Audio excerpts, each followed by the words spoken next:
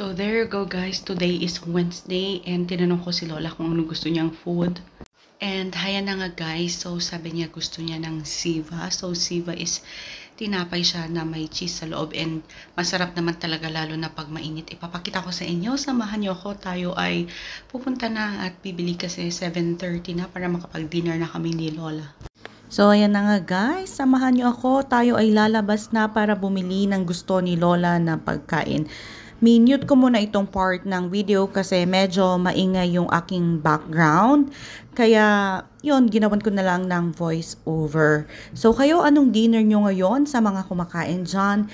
Enjoy your food. So, safe naman po dito sa place namin. Kahit na gabi, ganyan.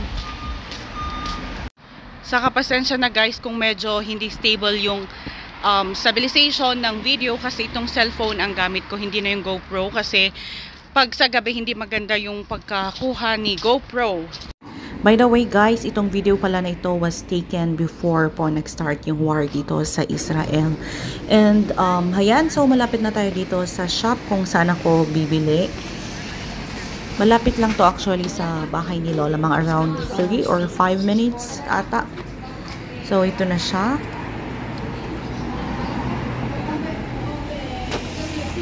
Yes, Ziva? Ziva כן. אני רוצה 2 בבקשה, בלי ביצה. אין מה. בסדר?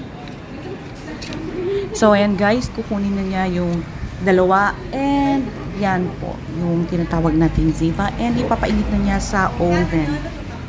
Masarap siya kapag bagong, bagong painit pala. 2. כן. כן? אני מחממת. Okay, בסדר. So, yan guys, andito na ako sa my shop, yan. And, pinapainit lang yung binili kong Ziva na dalawa. So, andito pala yung si Super Farm, diba yung parang Watson's dito sa Israel. And, katabi lang niya. Ayan, so may mga ibang menu silang offer dito.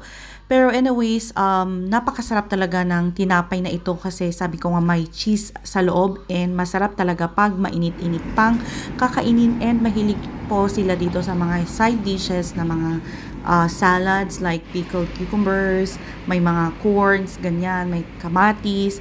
And ito yung shop kung saan ako bumili and nasa Hebrew yung name niya kaya hindi ko alam kasi hindi naman natin alam magbasa ng Hebrew. So yan, hinihintay lang natin na mapainit o uminit yung pagkain. So yan, ready na siya and ipapack na lang ni ate. And yan, kinukuha na ni ate yung pangalawa kasi 'di ba dalawa yung order ko. And ang laki niya pero tig-isa kami ni Lola. So there is slice lang niya and ilalagay sa container and then kukunin ko na at kakainin namin ni Lola mamaya. So ipapakita ko sa inyo close up later and kung magkano pala ito.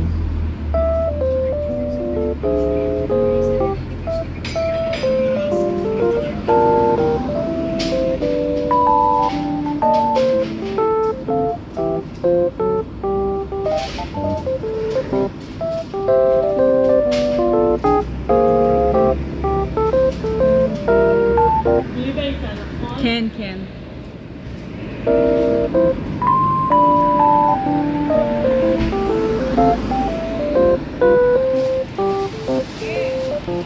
Bili kang kabala, baka siya. So yan, another tip sa mga aspiring caregiver natin dyan. Kahit na anong bilhin nyo, huwag nyong kalimutan na kunin ang resibo. Toda raba. Toda. Bye. So ayan na nga guys, uwi na tayo para ma-enjoy natin itong ating dinner. So magkano yung dalawa? It's wait lang ha. So yung dalawang Ziva it's 54 shekels. Let's go and eat.